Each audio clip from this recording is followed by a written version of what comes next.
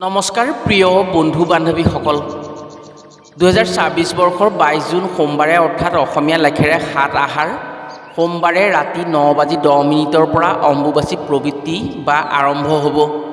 এই বছৰৰ অম্বুবাচীত এক মহা সংযোগ হ'বলৈ গৈ আছে। 11 আহাৰৰ দিনৰ 9:30 অম্বুবাচী নিবৃত্তি হ'ব। ইংৰাজী 26 জুন শনিবাৰে অম্বুবাচী সমাপ্ত হ'ব। এই বছৰৰ অম্বুবাচীত নিবৃত্তি আৰু প্ৰবৃত্তিৰ মাজৰ সময়ছোৱাত কোনো ব্যক্তিয়ে বা কোনোখন ঘৰতেই কেইটামান ভুল কাম কেতিয়াও নকৰিব। দেৱী শক্তিৰ বেয়া প্ৰভাৱৰ ফলত জীৱনলৈ মহা বিপদ নামি আহিব পাৰে।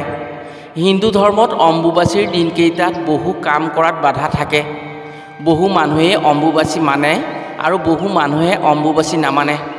আপুনি অম্বুবাচী মানক বা নামানক, কিন্তু এই বছৰৰ অম্বুবাচীৰ সময়ছোৱাত কেইটামান ভুল কাম কোনো পধ্যেই নকৰিব। নহ'লে জীৱনত দেৱী শক্তিৰ বেয়া প্ৰভাৱ পৰি লক্ষ্মীচাৰা হৈ দুখ দৰিদ্ৰতাই আপোনাৰ ঘৰখনক জুৰুলা কৰিব। অম্বুবাচীৰ সময়ছোৱাত যদি কোনো নাৰী ঋতুমতী অৰ্থাৎ মাহেকীয়া হয়, তেনে এইবাৰ ভুলতো নাপাহৰিব এটা কাম কৰি থ'বলৈ। লগতে দুটা ভুল কাম কেতিয়াও নকৰিব। যদি অম্বুবাচীৰ সময়ত ঋতুমতী বা মাহেকীয়া হোৱাৰ মহিলাই এই দুটা ভুল কাম কৰে, তেনে সেই মহিলাৰ ভৱিষ্যতৰ দিনত দুখ দৰিদ্ৰতাই লগ নেৰা হ'ব। আৰু এই বছৰৰ অম্বুবাচীত যদি কোনো নাৰী ঋতুমতী বা মাহেকীয়া হয়, তেনে এটা কাম কৰি ৰাখিব পাৰিলে ভৱিষ্যতৰ দিনত দেৱী শক্তিৰ প্ৰভাৱত মনৰ আশা পূৰণ কৰি লক্ষ্মীৰ কৃপাত ধন ধানৰ ক্ষেত্ৰত কেতিয়াও তেওঁ দুখ কষ্ট পাবলগীয়া নহয়। তেওঁ সদায় সুখী হৈ থাকিব পাৰিব। আজিৰ ভিডিঅ'ত আমি আপোনাক জনাম 2024 বৰ্ষৰ অম্বুবাচীত কিয় বিশেষৰো বিশেষ হ'ব আৰু এই অম্বুবাচীত কি ভুল কাম কৰাৰ পৰা দূৰত থকাটো অত্যন্ত প্ৰয়োজনীয়তা আছে। লগতে এই অম্বুবাচীৰ সময়ত নাৰী যদি ঋতুমতী হয়, তেনে কোনসমূহ ভুল কাম নকৰাৰ লগতে কি কাম কৰি থ'ব পাৰিলে ভৱিষ্যতৰ দিনত সুখী হ'ব পাৰিব। অম্বুবাচী কি, কিয় অম্বুবাচী মানিব লাগে, নামানিলে অম্বুবাচী কি হয়। গতিকে অম্বুবাচীৰ আগত আজিৰ ভিডিঅ'টো প্ৰতিখন ঘৰ আৰু প্ৰতিজন ব্যক্তিৰ বাবেই অতি দৰকাৰী ভিডিঅ'। 10 পৰা 12 মিনিটৰ সময় খৰচ কৰি যদি আজিৰ ভিডিঅ'টো সম্পূৰ্ণকৈ চাই কথাসমূহ জানি লয়, তেনে দেৱী শক্তিৰ প্ৰভাৱত ভৱিষ্যতৰ দিনত সুখ শান্তিৰ লগতে উন্নতিত সহায় হ'ব। প্ৰিয় বন্ধু বান্ধৱীসকল, কথাসমূহ কোৱাৰ আগতেই আপোনাক এটি সৰু অনুৰোধ জনাওঁ। ভিডিঅ'টো যদি ভাল পায়, তেনে এটা লাইক কৰাৰ লগতে কমেণ্ট বক্সত জয় মা কামাখ্যা বা জয় মা ধৰিত্ৰী বুলি লিখিবলৈ কেতিয়াও নাপাহৰিব। আৰু যদি আমাৰ চেনেললৈ প্ৰথম আহিছে, তেনে চেনেলটো ছাবস্ক্ৰাইব কৰাৰ লগতে অন্য 10 জনে উপকৃত হোৱাকৈ ভিডিঅ'টো শ্বেয়াৰ কৰিবলৈ অনুৰোধ জনালোঁ। বাস্তৱতে আই ধৰিত্ৰী বা ভূদেৱী হৈছে ভগৱান বিষ্ণুৰ বৰাহ অৱতাৰৰ পত্নী, যাৰ চিনস্বৰূপে মহাপ্ৰতাপী নৰকাসুৰৰ জন্ম হৈছিল। নৰকাসুৰৰ পিতৃ ভগৱান বৰাহ আৰু মাতৃ হৈছে ভূদেৱী বা আই ধৰিত্ৰী। নৰকাসুৰৰ মাতৃ ধৰিত্ৰীয়ে ভগৱান বিষ্ণুৰ পৰা নৰকাসুৰৰ দীৰ্ঘদিন শক্তিশালী হৈ থকাৰ বৰ লৈছিল।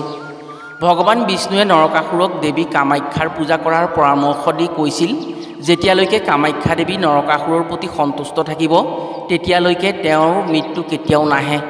আৰু নৰকাসুৰৰ মাতৃয়ে যদি নৰকাসুৰৰ মৃত্যু কামনা কৰে, তেতিয়াহে নৰকাসুৰৰ মৃত্যু হ'ব। নৰকাসুৰৰ মাতৃ ভূদেৱী বা ধৰিত্ৰী দেৱী দেৱলোকৰ পঞ্চভূতৰ দেৱী আছিল। শাস্ত্ৰ অনুসৰি মানৱৰ এবছৰত দেৱলোকৰ এমাহৰ সমতুল্য হয়, অৰ্থাৎ মানৱৰ 12 বছৰত দেৱলোকত এবছৰ হয়। সেই অনুসৰি যেনেকৈ মানৱৰ নাৰীসকল প্ৰতি মাহে এবাৰ ঋতুমতী হয়, ঠিক তেনেকৈ দেৱলোকৰ দেৱীসকল মানৱৰ এবছৰত এবাৰ ঋতুমতী হয়। হিন্দু শাস্ত্ৰ অনুসৰি আহাৰ মাহৰ মৃগশিৰা নক্ষত্ৰৰ 3 পদ শেষ হ'লে আদ্যা 4ৰ্থ পদৰ পাছত দেৱলোকৰ দেৱীসকল ঋতুমতী হয়। সেই অনুসৰি আই ধৰিত্ৰী বা ভূদেৱী হৈছে দেৱলোকৰ দেৱী। লোকবিশ্বাস অনুসৰি সেই সময়ত আই ধৰিত্ৰী ঋতুমতী হয় বুলি বিশ্বাস কৰা হয়। আৰু মা কামাখ্যাও হৈছে দেৱী, সেয়েহে মা কামাখ্যাও এই সময়ত ঋতুমতী হয় বুলি বিশ্বাস কৰা হয়। ঋতুমতী সময়ছোৱাক অম্বুবাচী হিচাপে মনা হয়। শাস্ত্ৰ অনুসৰি আই ধৰিত্ৰী ঋতুমতী হোৱাৰ সময়ছোৱাত কিছুমান কাম কেতিয়াও কৰিব নালাগে, যাৰ ফলত দেৱী শক্তিৰ ৰোষত পৰি বিপদৰ সন্মুখীন হ'বলগীয়া হয়। কোনো ব্যক্তিয়েই এই বছৰ অম্বুবাচীৰ সময়ত এইকেইটা ভুল কেতিয়াও নকৰিব। অম্বুবাচীৰ সময়ছোৱাত দেৱী পূজা নিষিদ্ধ থাকে, সেয়েহে এই সময়ছোৱাত আপুনি আপোনাৰ ঘৰত যদি দেৱী পূজা কৰাৰ নিয়ম আছে, কেতিয়াও দেৱী পূজা নকৰিব।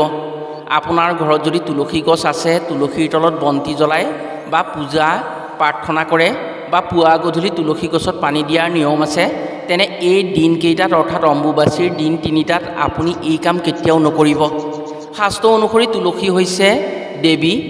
তুলসীৰ দেৱীৰ পৰা তুলসী গছলৈ ৰূপান্তৰিত হৈছিল।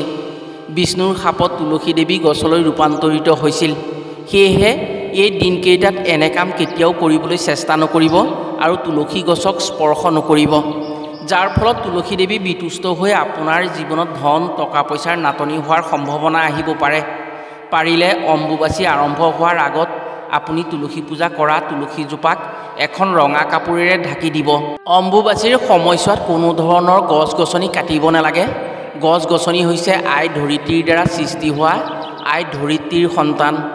ইয়াৰ উপৰিও এই সময়ছোৱাত কোনো ফল লাগি থকা গছৰ পৰা ফল ছিঙিব নালাগে বা ফল লাগি থকা গছ স্পৰ্শ কৰিব নালাগে।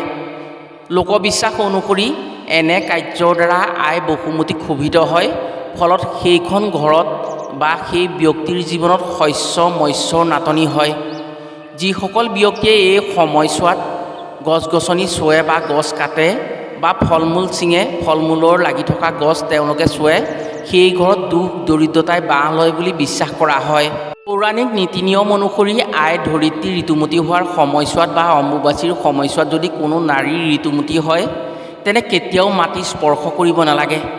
এই সময়ছোৱাত যদি কোনো নাৰীৰ ঋতুমতী হয়, তেনে মাটি স্পৰ্শ নোহোৱাকৈ ভৰিত চেণ্ডেল পিন্ধি থাকিব লাগে আৰু বেছি সময় ধৰিত্ৰী আইৰ বুকুত ভৰি থৈ থিয় হৈ থাকিব নালাগে।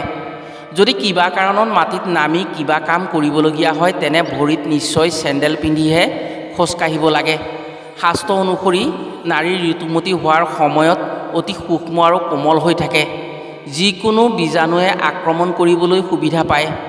বিশ্বাস কৰা হয় যে আই বসুমতী ঋতুমতী হৈ থকাৰ সময়ছোৱাত ধৰিত্ৰীৰ পৰা কিছু বিষাক্ত গেছ নিৰ্গত হয়। যদি কোনো নাৰীয়ে ঋতুমতী অৱস্থাত মাটিত স্পৰ্শ কৰি কিবা কৰে, তেনে মাটিৰ পৰা ওলোৱা বিষাক্ত গেছে তেওঁক অপকাৰ কৰিব পাৰে, যাৰ ফলত সেই নাৰীৰ ক্ষেত্ৰত ভৱিষ্যতৰ দিনত ক্ষতি হোৱাৰ ভয় থাকে। যদি কোনো নাৰীৰ ঋতুমতী হয় এই সময়ছোৱাৰ ভিতৰত, তেনে সেই নাৰী বা সেই মহিলাই জুই ধৰি ৰন্ধা খাদ্য আৰু মাটিত বহি খাদ্য ভুলতো গ্ৰহণ কৰিব নালাগে, যাৰ ফলত শৰীৰৰ ক্ষতি হৈ কষ্ট পাবলগীয়া হয়। যদি কোনো নাৰী বা মহিলা অম্বুবাচীৰ সময়ছোৱাত ঋতুমতী হয়, তেনে তেওঁলোকে মাটিৰ পৰা অলপ ওপৰত খাদ্য ৰান্ধি সেই মাটিৰ পৰা কিছু ওপৰত খাদ্য গ্ৰহণ কৰিব লাগে। বিশেষকৈ ৰন্ধা খাদ্য খোৱাতকৈ ঋতুমতী মহিলাই ফল মূল, গাখীৰ বা অন্য ৰান্ধিব নলগীয়া খাদ্য যদি গ্ৰহণ কৰিব পাৰে, তেতিয়া তেওঁলোকৰ ভৱিষ্যতৰ দিনত বহু উপকাৰ হয়। অম্বুবাচীৰ সময়ছোৱাত কোনো ধৰণৰ মাংগলিক কাম কাজ কৰিব নালাগে।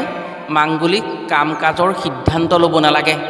বিয়া বাৰু যাগ যজ্ঞ আদি কাম যদি কৰা হয় এই সময়ছোৱাত, তেনে ভৱিষ্যতৰ দিনত বিষাক্ত হয়।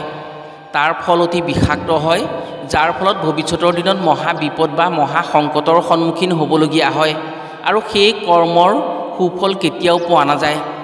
যদি আপোনাৰ ঘৰত কোনো দেৱী মূৰ্তি বা দেৱী পূজা কৰাৰ কোনো মন্দিৰ বা স্থান আছে, তেনে সেই মন্দিৰ বা সেই স্থানত এই সময়ছোৱাত সেই স্থানৰ দৰ্জা বন্ধ কৰি ৰাখিব। যদি দেৱী মূৰ্তি আছে, লক্ষ্মী দেৱী, সৰস্বতী দেৱী বা অন্য দেৱী মূৰ্তি আছে, তেনে এখন ৰঙা কাপোৰেৰে সেই দেৱী মূৰ্তি ঢাকি ৰাখিব। পূজা পাতলৰ ব্যৱস্থা এই সময়ছোৱাত কেতিয়াও নকৰিব। লোকবিশ্বাস অনুসৰি ঋতুমতীৰ সময়ছোৱাত অশুচি হৈ থাকে আৰু দেৱী পূজা পাতল কৰিবলৈ হ'লে এই সময়ছোৱাত দেৱীৰ ৰোষত পৰিব লগা হয় আৰু দেৱীৰ ৰোষত পৰি সেই ব্যক্তি জীৱনত দুখ দৰিদ্ৰতা আহে। অম্বুবাচীৰ সময়ছোৱাত বেছি হাই হুলস্থুল বা আনন্দ ফূৰ্তি কৰি কাজিয়া পেচালৰ জৰিয়তে পৰিৱেশ বিনষ্ট কৰিবলৈ চেষ্টা কৰিব নালাগে। কোনো ধৰণৰ ঘৰ বা আট্টালিকা নিৰ্মাণ কৰিব নালাগে। ইয়াৰ উপৰিও এই সময়ছোৱাত বৃক্ষৰোপণ, শস্য ৰোপণ, মাংগলিক কামৰ সিদ্ধান্ত কেতিয়াও ল'ব নালাগে। এনে কাৰ্য কৰিলে সেই কামৰ পৰা সুফল হওকচাৰি সেই কামৰ পৰা দুখ যান্ত্ৰণা ভোগ কৰিবলগীয়া হয়। অম্বুবাচীৰ সময়ছোৱাত কেতিয়াও ভাল কামত যাত্ৰা কৰিব নালাগে। অতি প্ৰয়োজনৰ বাহিৰে দূৰণিবতীয়া যাত্ৰা কেতিয়াও কৰিব নালাগে। যদি কোনো শুভ কামৰ বাবে অম্বুবাচীৰ সময়ছোৱাত যাত্ৰা কৰা হয়, তেনে সেই কামৰ সফলতাত বিপদ বিঘিনি অপায়মংগল হৈ বিপদৰ সমস্যাত পৰিবলগীয়া হয়। বিপদত পৰি সেই কামত বহু সমস্যাৰ সন্মুখীন হ'বলগীয়া হয়, যাৰ ফলত ব্যক্তিৰ জীৱনত দুখ দৰিদ্ৰতা অশান্তি পাবলগীয়া হয়। অম্বুবাচীৰ সময়ছোৱাত আই বসুমতী অৰ্থাৎ ধৰিত্ৰী আই ঋতুমতী হয়। এই সময়ছোৱাত মাটিত গাঁত খন্দা বা শস্য কৰিবলৈ মাটি চহোৱা কামৰ পৰা দূৰত থাকিব লাগে। লোকবিশ্বাস অনুসৰি আই ধৰিত্ৰী ঋতুমতীৰ সময়ছোৱাত অসুচি অৱস্থাত থাকে।